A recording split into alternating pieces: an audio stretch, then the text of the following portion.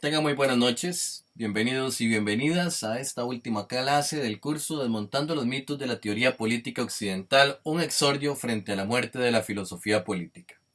El día de hoy vamos a cerrar el curso con un tema que es más que pertinente para la situación actual de Costa Rica. Se llama Sobre la necesidad de recuperar el derecho de resistencia legítima del pueblo en Costa Rica. Hemos hablado a lo largo de las clases anteriores de distintos aspectos que surgen a partir de la consolidación de la teoría política occidental como una disciplina independiente de la ciencia política en la segunda mitad del siglo XX. Ese contexto se caracterizaba porque Occidente y principalmente Estados Unidos trataban de definir un criterio de identidad frente a otro criterio de identidad que se gestaba del otro lado de una cortina de hierro, o sea, desde el lado soviético y desde el lado de los países no alineados. El discurso que brota a partir de la teoría política occidental, de la disciplina de la teoría política occidental, es un discurso en una primera instancia académico. Es un discurso académico porque va a regular los discursos que se producen en la academia sobre la política. Si en la primera mitad del siglo XX la teoría política implicaba que la persona que hacía historia definía ese deber ser de la humanidad, pero lo definía de acuerdo a sus propios criterios y recurría a los autores y autoras que considerara más adecuados para definir o para justificar ese deber ser de la humanidad. Ese carácter racionalista en la segunda mitad del siglo XX se pierde y es un conjunto de autores conservadores quienes definen el deber ser de la humanidad occidental y definen el canon de autores y textos que constituyen el objeto de estudio de la teoría política. Estos autores y textos se nos entretejen artificialmente o analíticamente como si fueran la historia. O sea, la historia de la filosofía y de la teoría política occidental no es una historia, sino una versión de la historia que es un constructo analítico generado entre la década de 1940 y la década de 1950. De esta manera pensamos que ya autores como Aristóteles, autores como Agustín de Hipona, como Tomás de Aquino, como John Locke, como Jean-Jacques Rousseau, como Immanuel Kant, como Ludwig Federico Hegel, nos estaban escribiendo a nosotros y nosotras en tanto que personas que habitábamos la segunda mitad del siglo XX, de intelectuales en un periodo de Guerra Fría, y que afirmaban una identidad nacional, una identidad no nacional, sino una identidad occidental, a partir de la cual nos diferenciábamos de ese otro bloque que era el bloque soviético. Entonces, la identidad occidental tenía distintos niveles de comprensión. Uno de los niveles de comprensión era el que comprendían las élites. Las élites consideraban o definen un eje del mal. O sea, existe una cuestión ontológicamente mala en el mundo y esa cuestión es asociada con la Unión Soviética, con los planteamientos comunistas, y una cuestión que es ontológicamente buena y es el hombre occidental. Ese hombre occidental que se justifica a partir de esa tradición. ¿Y cuál es la comprensión que se tiene a partir de esto? Que el que debe prevalecer es el hombre occidental. Entonces, que deben de generarse una serie de discursos que determinen determinados parámetros identitarios de Occidente en aquellos países que están dentro de la zona de influencia occidental. En las academias, entonces, la filosofía política, la teoría política, van a determinarse a partir del estudio de determinados autores y determinados métodos. ¿Por qué? Porque no son solamente autores, digamos, también hay ciertos métodos que son selectos, el método racionalista, pero también el método positivista, que solamente se enfatizan estadísticas, etc. Pero hay una serie de autores y de métodos que son seleccionados para estudiar la política. Fuera de esos autores y de esos métodos y de esos principios epistemológicos e incluso ontológicos que van a naturalizar una ética, Lo que se hable sobre política no es académico, no es científico, es conspiranoico, es falto de rigurosidad científica, es panfletario. En ese sentido, este discurso de la academia hará brotar otro discurso que se materializará en la identidad de los países que están en la zona de influencia occidental. Y esa materialización será a partir de un conductismo que nos hará actuar de acuerdo a determinados principios políticos, o sea que ya van a determinar las prácticas políticas, una serie de principios políticos que se engloban dentro de un discurso denominado democracia liberal. Entonces, veíamos que la democracia liberal en la segunda mitad del siglo XX, o por lo menos en gran parte de la segunda mitad del siglo XX, era un discurso promovido tanto por socialistas liberales, que consideraban que el Estado debe intervenir en la economía para fortalecer el Estado y que el Estado pueda generar programas de reformas sociales que puedan equiparar las injusticias que genera el mercado en la sociedad, como los grupos neoliberales que consideraban que el Estado no debe de intervenir en la economía porque el mercado es capaz de regularse solo y que el mercado es capaz de llevar todas las fuerzas productivas a aquel punto donde brinden una mayor productividad. También eran apoyados estos discursos de la democracia liberal por las posiciones conservadoras o neoconservadoras que nos decían que existían élites que tenían derechos privilegiados, ya fuera por la historia o por el linaje, derechos que estaban por encima del resto de la población y que una de las funciones del Estado era defender y materializar estos derechos, o sea, legitimar estos derechos o privilegios que deberían de tener esas élites por encima del resto de la población. Todos estos discursos estaban de acuerdo, o todas estas posiciones estaban de acuerdo con el discurso de la democracia liberal. Y el discurso de la democracia liberal era un doble discurso que estaba basado en 5 principios, o así lo estudiamos a lo largo del curso. Uno era la aceptación de determinados derechos naturales, principalmente el derecho natural a la vida y a la propiedad. ¿Por qué era que se hablaba de la propiedad como un derecho natural? Porque si la propiedad es concebida como un derecho natural, es anterior al contrato social o es anterior a ese pacto social del cual surgirá el Estado. Y entonces el Estado surge para salvar la propiedad o para asegurar la propiedad privada. Eso, por ejemplo, en la perspectiva de John Locke, cuando se descontextualiza el contexto del siglo XVII y se reinterpreta de esa manera en la segunda mitad del siglo XX.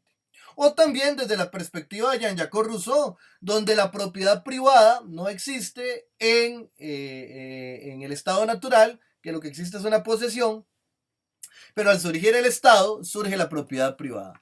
Bueno, le sirve más el discurso de John Locke en este sentido a las posiciones de la democracia liberal para naturalizar la propiedad privada como un derecho legítimo, un derecho racional, de acuerdo a una razón natural que le ha sido dada por Dios a la humanidad. Esto por lo menos desde las perspectivas neoconservadoras.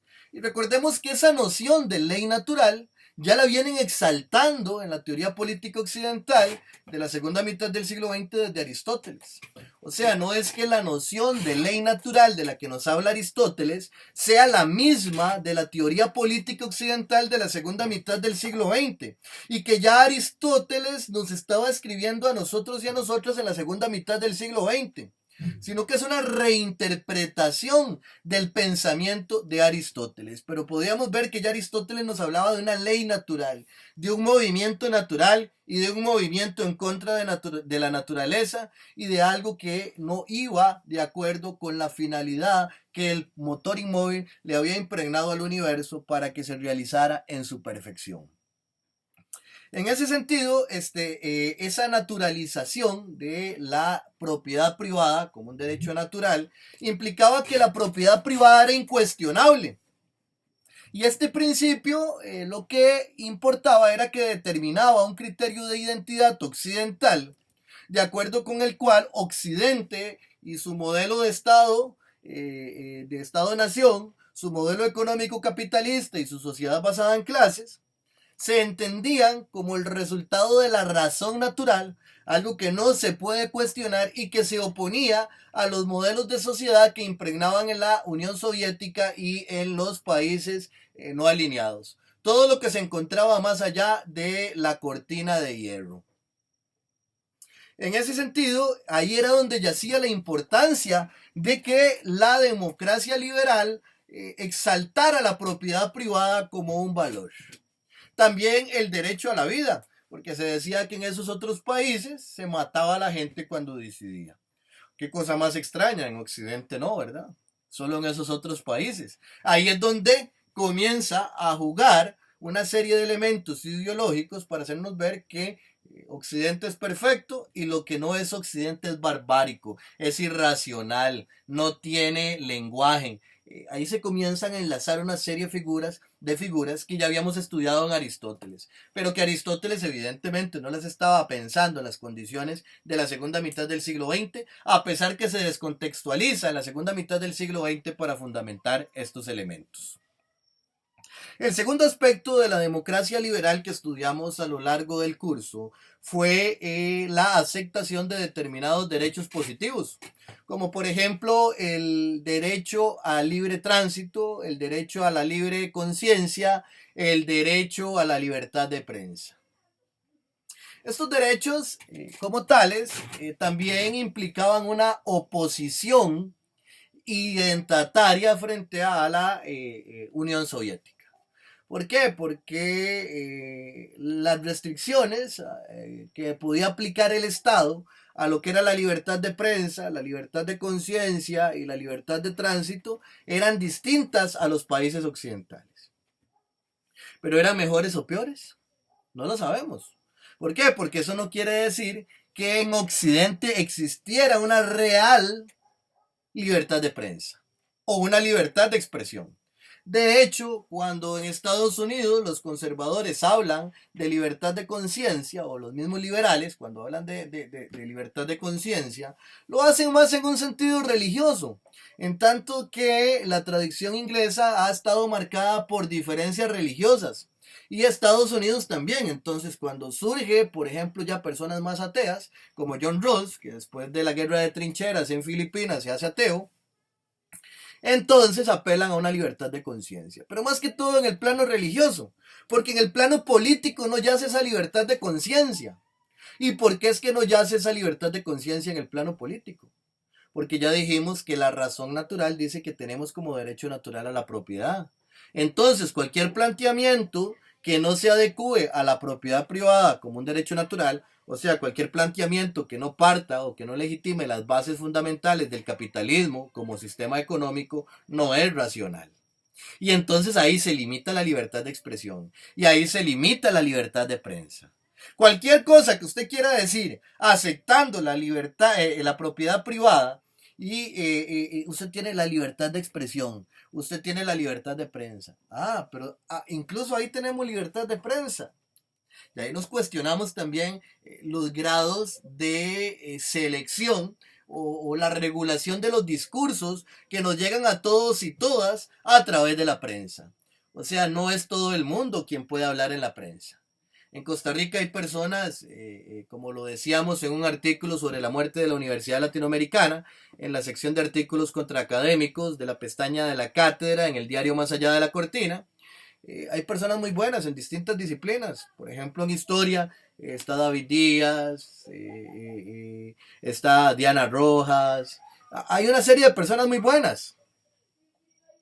Pero siempre son las mismas personas las que aparecen en la tele. Iván Molina, siempre son las mismas personas las que representan los discursos académicos. Entonces hay una selección, se permea qué discursos pueden salir de la academia a la sociedad o de las mismas especialidades a la sociedad. Y ante eso, ¿podemos hablar de libertad de prensa? Y si nos vamos a las primeras 2 décadas del siglo XXI, cuando se da una globalización de la prensa y son algunas compañías transnacionales mundiales las que determinan los discursos de la prensa masiva o de la mala información masiva, ¿podemos hablar de libertad de prensa? Podemos hablar de libertad de prensa si en Costa Rica las grandes cadenas televisivas, cuando se habla de noticias, nos plantean noticias que parten ya de cadenas determinadas de los Estados Unidos. Entonces aquí es donde ese concepto que era fundamental, era solamente fundamental como democracia liberal para diferenciarnos identitariamente de la Unión Soviética. Pero entonces, en este momento, podríamos decir que no gozamos de una libertad de prensa, en tanto que los medios alternativos, como Más Allá de la Cortina, que es la rama de divulgación de la cátedra, tenemos que ver cómo sobrevivimos con uñas y dientes. Pero otros medios reciben todo el apoyo, las exoneraciones, etcétera, por parte del Estado y de otros estados y de otros bloques económicos. El tercer aspecto era el derecho legítimo de resistencia del pueblo. Un pueblo que podía protestar para Estados Unidos era un pueblo que vivía en democracia y libertad. Por lo menos en teoría. ¿Por qué? Porque nuevamente era un criterio para diferenciar a Occidente de la Unión Soviética. ¿Por qué? Porque un pueblo podía protestar bajo ciertas circunstancias y hasta ciertos límites. Y bajo ciertos aspectos que ya estaban regulados, como por ejemplo, como lo vimos con Kant. O sea, debe ser algo que se ampare en la ley, que sea representativo y que se ajuste a los criterios legales para la protesta. Entonces vemos que todo yace como una trampa y que toda la selección del canon de la teoría política occidental venía predeterminada para confabular de acuerdo con esa trampa. Sí, el pueblo tiene derecho a la resistencia, hay democracia, así, pero tiene que hacerlo de acuerdo a estos parámetros, etc. Entonces en Costa Rica, este es el tercer aspecto de la democracia liberal y era algo que teníamos muy arraigado.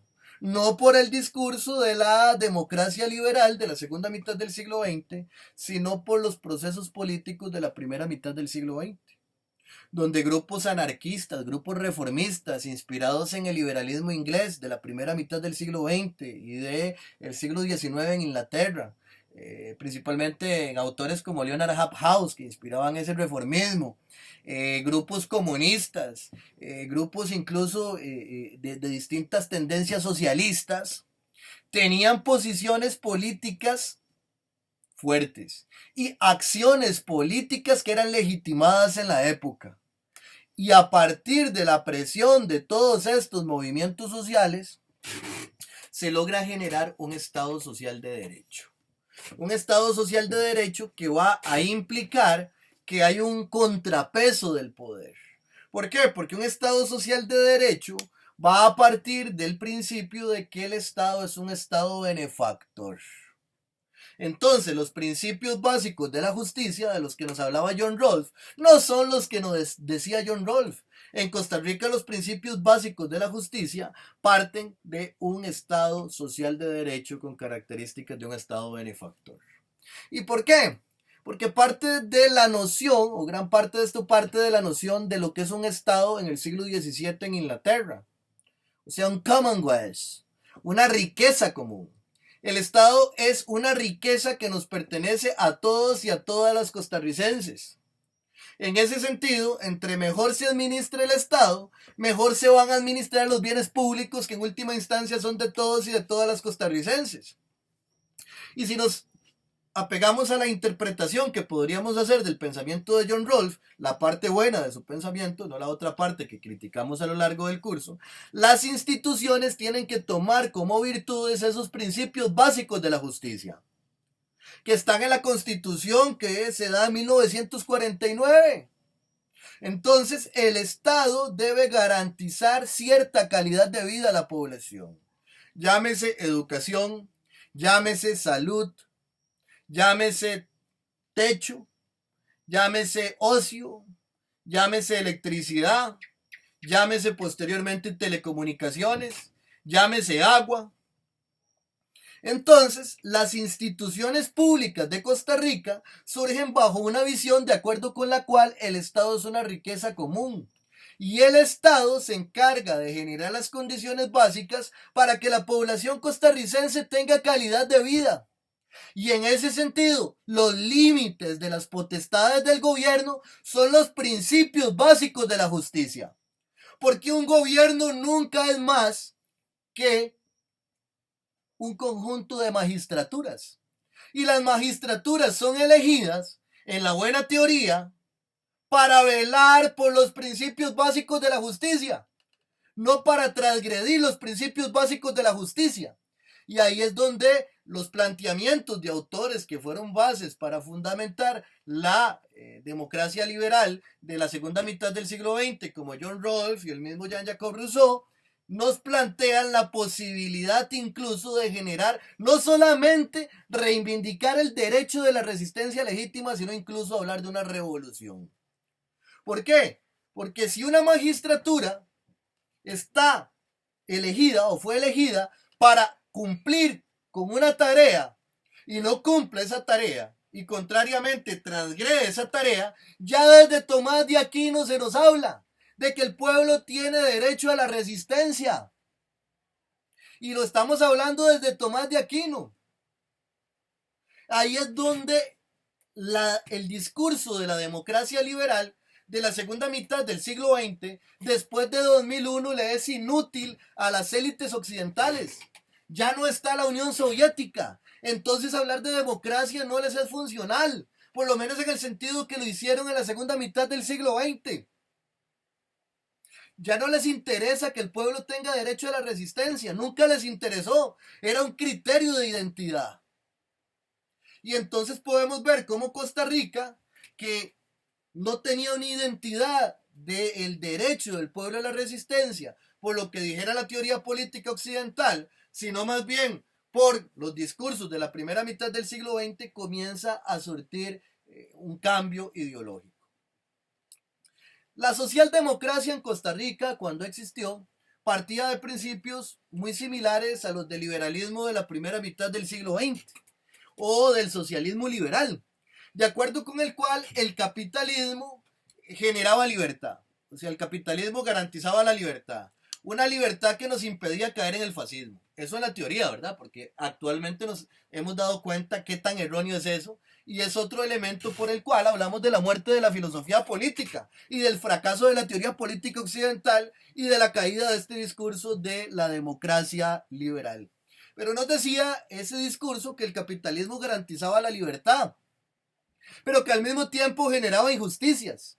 Y entonces el Estado tenía que existir para intervenir en el mercado mediante impuestos y extraer una parte de la riqueza del pozo social y distribuirla a la población para subsanar y hacer justicia ante aquellas injusticias que generaba el mismo mercado. Eso es parte también del discurso de John Rawls. En Costa Rica se asimiló como el discurso de la socialdemocracia.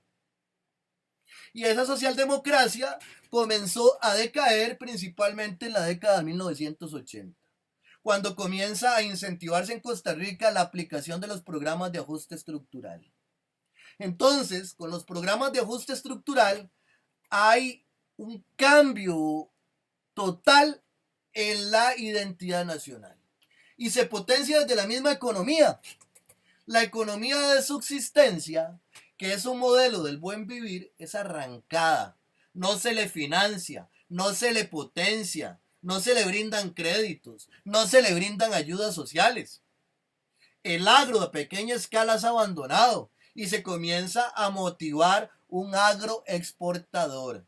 Entonces, muchos de nuestros abuelos y abuelas que en algún lado del país, incluso actualmente en zonas rurales, lo que tienen es una tierrita, una parcelita, y tienen unas gallinitas, y tienen un chanchito para los tamales, y tienen unos frijoles sembrados, y tienen una yuquita sembrada, y viven de eso, y cuando están los frijoles van y venden un poco, y se pueden comprar unos zapatitos, etc. Fue un modelo que fue abandonado por el Estado. Pero Costa Rica tenía un Estado robusto. ¿Por qué? Porque un Estado robusto, en la buena teoría, es capaz de brindarnos calidad de vida. Un Estado bien administrado como el que tenía Costa Rica en la década de 1980, en este momento nos haría una potencia no solamente económica, sino una potencia ideológica, en el tanto de que seríamos autónomos y autónomas y capaces de generar pensamiento político. Pero ya sabemos que eso no es permitido, que eso es visto como lo malo, como lo antinatural desde la segunda mitad del siglo XX. Entonces sucede que Costa Rica tenía un estado tan robusto, producto de las mismas gestas de la primera mitad del siglo XX, que tenía intervención en el sector productivo. Costa Rica tenía una serie de instituciones que intervenían en el sector productivo.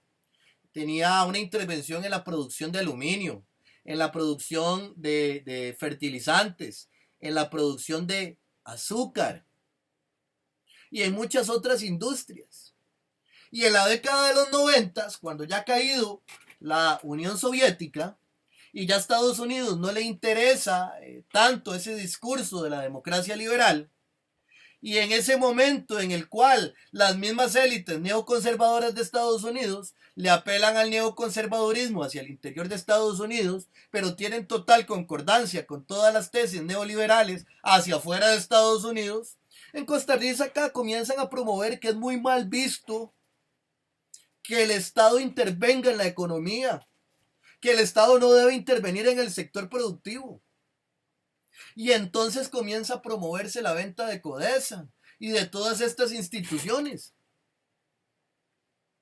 Y como bien lo ha estudiado, por ejemplo, Ivania, que está acá en el chat, que es nuestra compañera, que es la coordinadora de investigación acción de la cátedra y la que coordina la sección de memoria histórica, se han vendido o se vendieron en la década de los 90 algunas de estas instituciones hasta por una séptima parte de su valor, con la excusa de que iban a pagar la deuda externa y con determinadas regulaciones de que solamente se podían vender para las élites del país.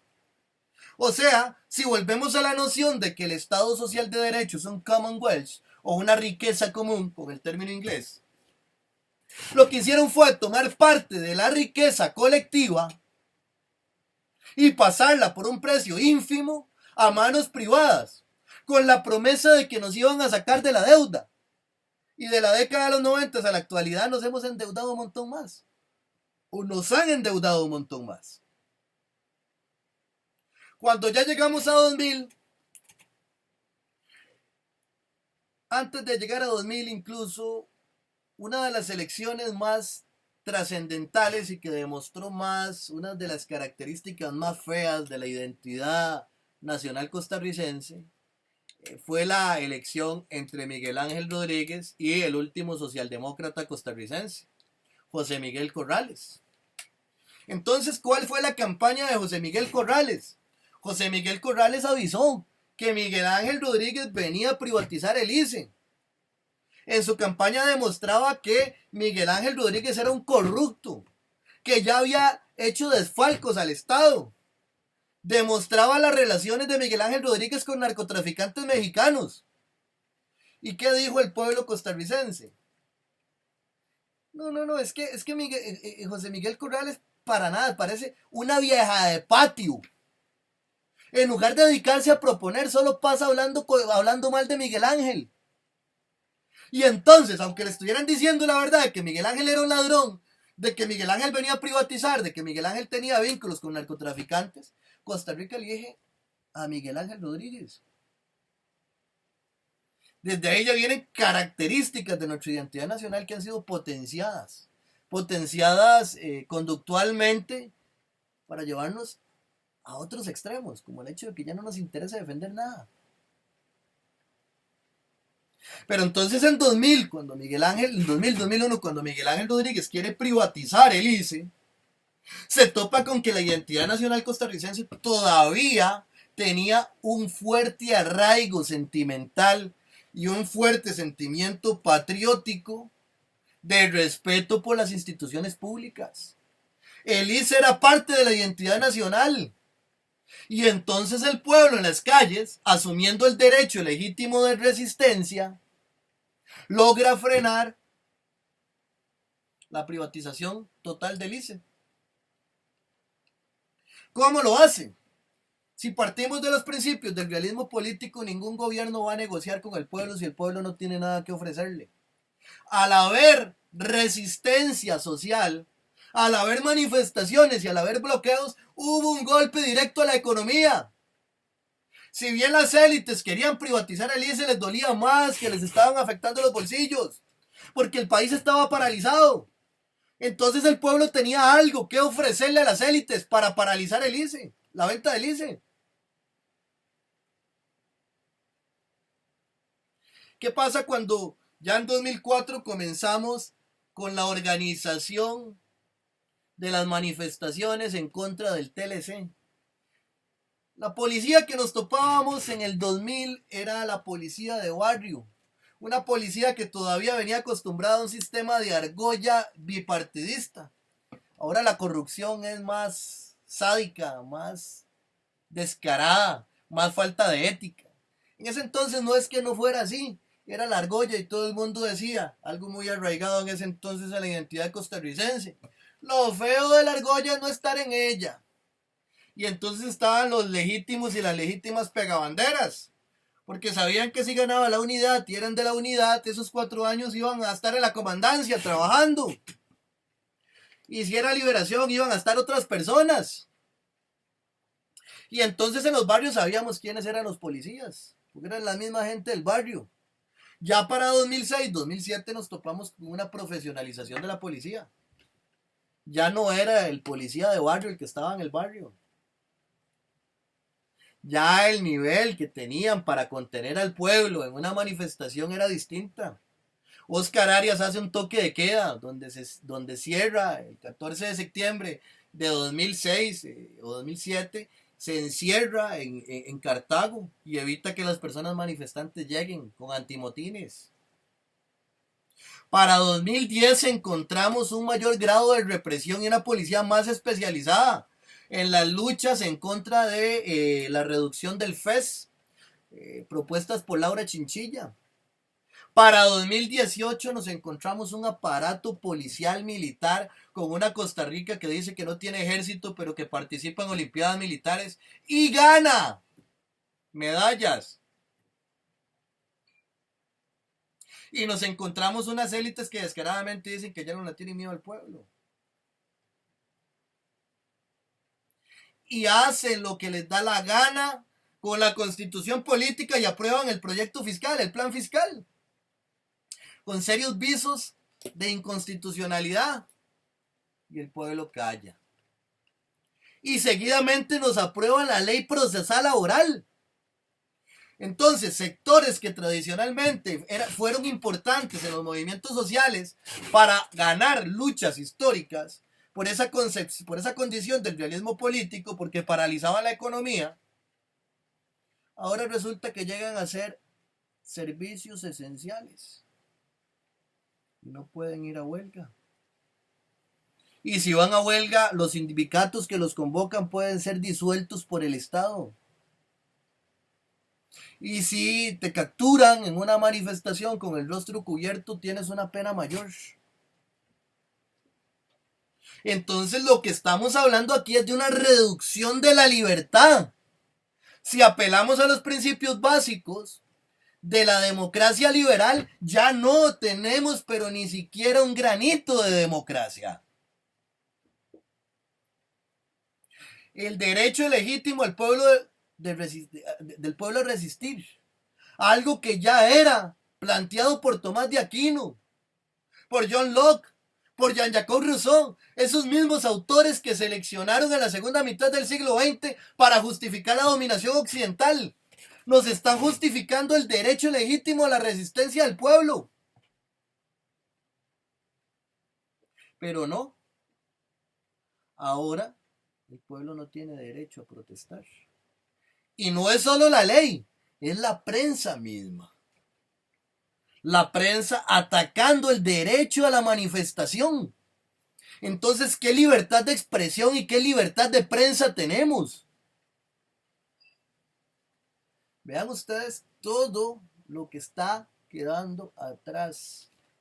Y si hablamos de que el derecho de la propiedad es un derecho natural y decimos que el Estado es propiedad de todos y de todas, están pasando por encima hasta el derecho de propiedad. Entonces vean las condiciones en las que estamos. ¿Cuál es el otro punto? El cuarto punto de la democracia liberal en la segunda mitad del siglo XX. Las elecciones representativas, o sea, los sistemas electorales, que el pueblo pueda elegir a sus gobernantes.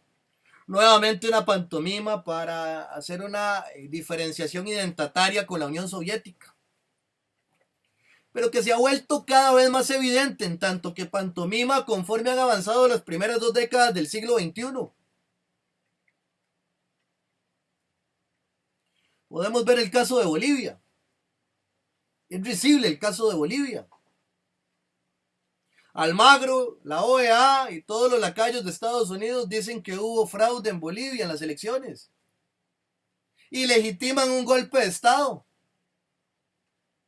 El Instituto Tecnológico de Massachusetts, que no tiene posición política, hace un estudio técnico y demuestra que no hubo fraude en Bolivia. Y todos los medios occidentales callan. Pero Áñez resulta que ya no le es tan funcional a las élites que son las aliadas de ciertas élites estadounidenses en Bolivia.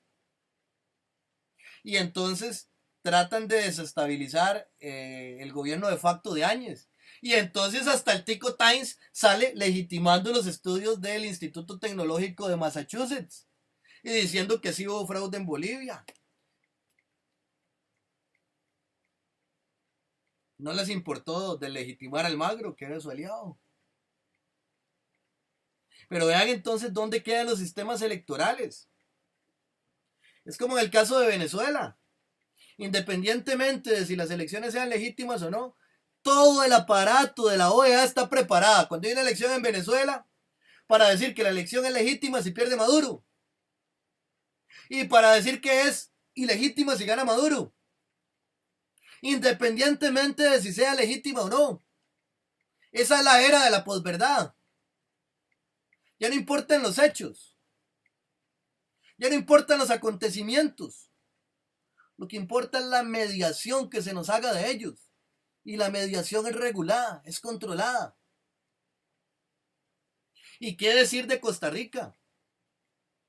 Una Costa Rica que creía en un sistema bipartidista que se quiebra acá en decadencia y llegamos al punto de que tenemos que decir entre Alvarado y Alvarado. Y a ambos Alvarado los hinca Oscar Arias y les dice cómo tienen que gobernar. ¿Qué pasa en Costa Rica? ¿Qué pasa si Pedro Páramo se cruza de brazos? Pero no quiere. Lo que quiere más bien es quitarle al pueblo todo lo que le queda al pueblo. Pero entonces vemos cómo cuando hablamos de desmontar los mitos de la teoría política occidental y de la muerte de la filosofía política, tal y como se nos enseña en las universidades, lo podemos evidenciar en las realidades prácticas de Costa Rica y de nuestra América. El último aspecto de la democracia liberal que estudiamos a lo largo del curso, o de la democracia liberal tal y como se fundamenta en la segunda mitad del siglo XX, es la separación de los poderes de la República. O sea, el Ejecutivo es independiente del Legislativo y es independiente del Judicial. Los 3 poderes tienen independencia. ¿Qué pasa hoy por día en Costa Rica? Existe un Estado profundo que cada vez más descaradamente tiene los tentáculos en los 3 poderes de la República. Escuchamos a Carlos Alvarado que las decisiones se toman con los jefes de las fracciones. ¿Por qué? Porque son los mismos. No hay independencia entre el Ejecutivo y el Legislativo. Es una misma línea. No se puede ni dialogar. Ni siquiera leen los proyectos de ley. Los aprueban chupando líneas.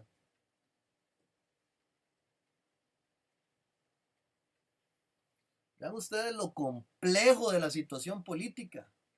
Y si nos basamos en los 5 principios de la democracia liberal de la segunda mitad del siglo XX, nos damos cuenta que Costa Rica en este momento está viviendo una tiranía moderna.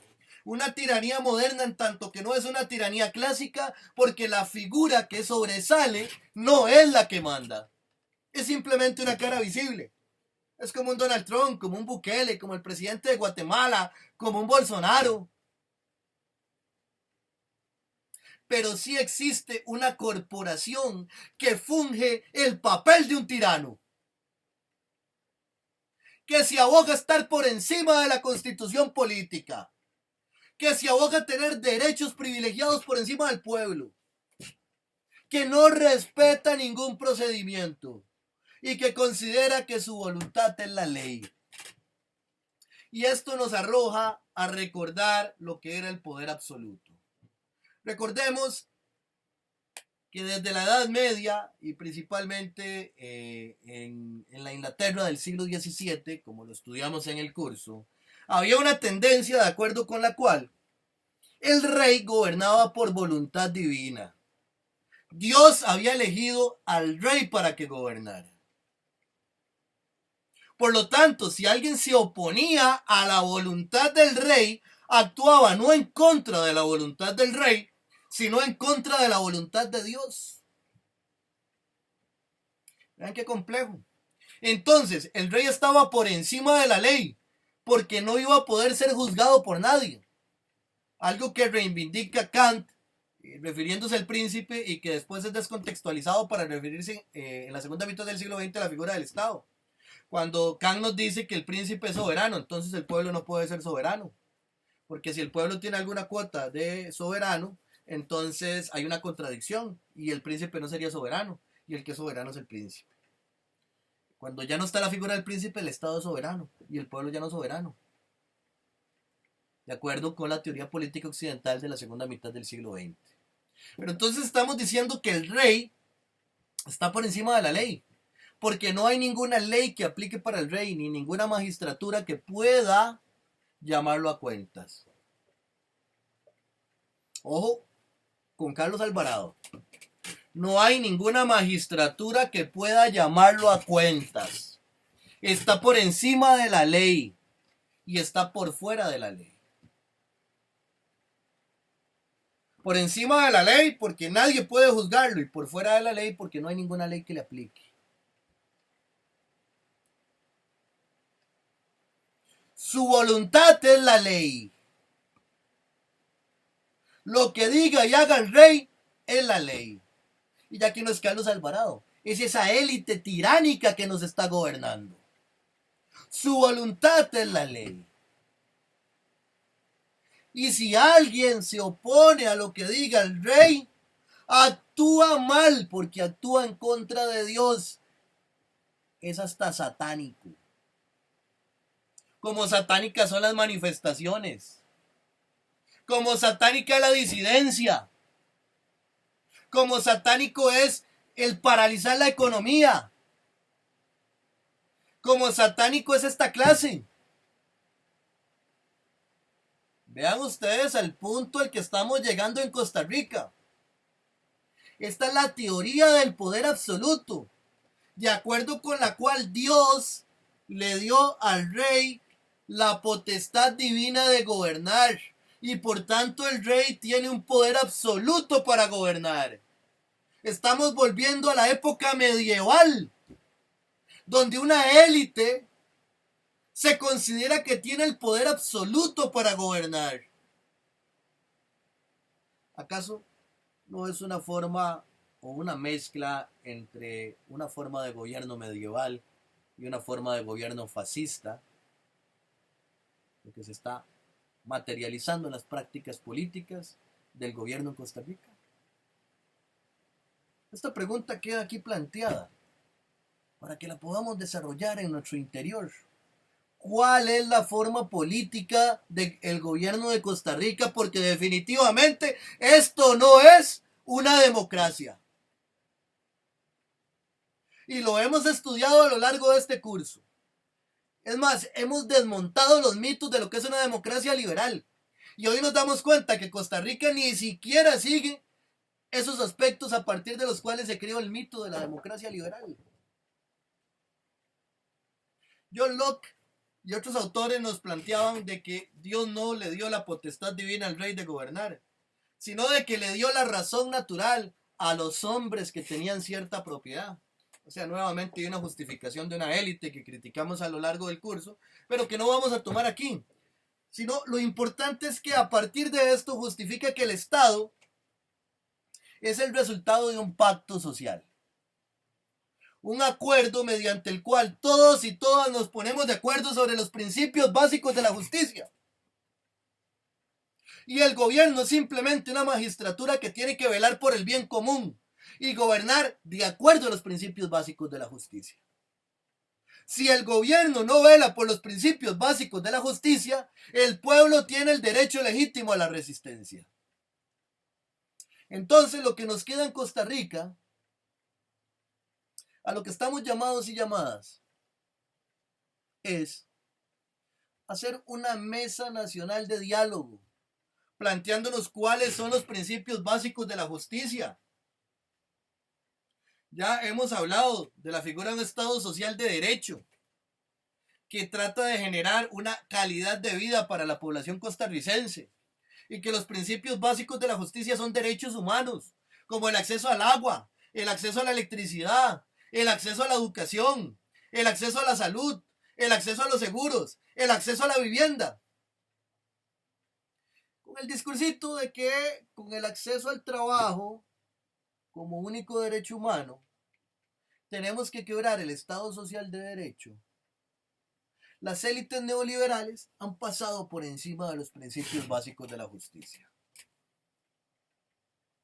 Y nos dicen que la riqueza que es común es un obstáculo y entonces tiene que pasar a manos privadas. Como si todas las personas que estamos en esta sesión tuviéramos algo que nos es propio. Y yo de un pronto a otro les digo a ustedes, es que esto es malo que sea de todos. De ahora en adelante va a ser mío. Esa es la lógica del neoliberalismo en Costa Rica. Eso es lo que está pasando con el INA. Eso es lo que está pasando con las universidades públicas. Eso es lo que está pasando con la caja. Es la privatización. El hecho de que algo que nos pertenece a todos y a todas, yo les digo, es que no sirve. Véanlo, no sirve. Todo lo que le estamos invirtiendo a eso. Y estamos quedando quebrados. Y vean ustedes, hay que pagarle un montón a Fran y a Ivania para que mantengan eso. Yo no creo que a Ivania y a Fran haya que pagarles eso. Eso debemos quebrarlo. Vendámoslo. Yo me lo dejo. Ese es el discurso de las élites. Entonces los culpables son Fran y Ivania. No son las élites que han hecho que esa cosa no sirva. Que la han debilitado. Y que se la quieren dejar. Porque saben que es un negocio lucrativo. Y estas élites no solamente son neoliberales. También son élites neoconservadoras. Que se consideran que tienen privilegios por el resto de la población porque tienen un apellido. Figueres, Calderón, Arias. Piensan que su apellido les da potestades, poderes mágicos que tienen sangre azul o verde. Eso es complejísimo en Costa Rica. Todavía hay algunas generaciones que piensan que solo por ser Figueres se merece ser presidente, o solo por ser Arias se merece ser presidente, o solo por ser Calderón. Vean lo complicado, vean lo duro. Y a las nuevas generaciones lo que les están metiendo es el libertarismo. Lo que prima es el derecho del individuo, no el derecho colectivo. Es el individuo el que tiene que hacer valer sus derechos. Y el Estado no puede actuar porque si no violenta los derechos del individuo. Pero entonces aquí es donde entra la pregunta. ¿A cuál individuo se refiere el libertarismo? Se está refiriendo a esa persona que en este momento que está lloviendo por aquí, está caminando por la calle y es un sin techo o una sin techo. Entonces está ejerciendo su libertad. No hay un aparato represor de violencia estructural, de violencia simbólica que ha potenciado una serie de características para que esté ahí. Es su libertad. O nos está hablando de libertarismo, de la libertad de las personas ricas. Y entonces el Estado como tal no debe llegar y quitarme a mi dinero mediante impuestos. Porque me va a hacer pobre, va a hacer que yo quiebre. ¿Cómo me va a decir que yo tengo que pagar una parte por el seguro social de mis empleados? Si se quiebra la mano, ¿qué importa que se vaya? Y otros haciendo fila, más ahora con el COVID-19 y que ni siquiera ya tienen derechos laborales, ¿no? Les estoy pidiendo que trabajen 12 horas. Vean la compleja situación de derechos humanos a la que estamos llegando en Costa Rica. Y la crisis de valores políticos y de un sistema social de derecho. El modelo político en el cual estamos ingresando es sumamente difícil. El modelo económico al cual estamos ingresando va a ser sumamente atroz si no defendemos lo que nos queda. Más del 50% de los empleos en Costa Rica podrían perderse en los próximos años. Estamos hablando de personas que no saben otra cosa que hacer más que ciertas funciones técnicas, administrativas o intelectuales en instituciones públicas, que tienen deudas, que tienen familias, que tienen hipotecas. Y estamos hablando de que probablemente muchas de estas personas puedan llegar a perder sus empleos sin recibir un 5 de prestaciones. Estamos hablando de que en países como Brasil están las favelas, las favelas, las favelas, las favelas, las favelas, se llega, hay un muro grandísimo y después hay una mansión. ¿Por qué? Porque prácticamente no hay clase media en muchos lugares. En Costa Rica están empobreciendo a la clase media. No hemos caído en cuenta de que ya vienen por nuestra casa, que ya van por la casa del vecino, de la vecina, que ya van por la casa del amigo y de la amiga, y que si no han llegado a mi hogar, pronto van a llegar. ¿Y qué es lo que vamos a hacer? Vamos a esperar a que toda esta nebulosa negra de falta de ética y de política se consuma todo lo que nos queda.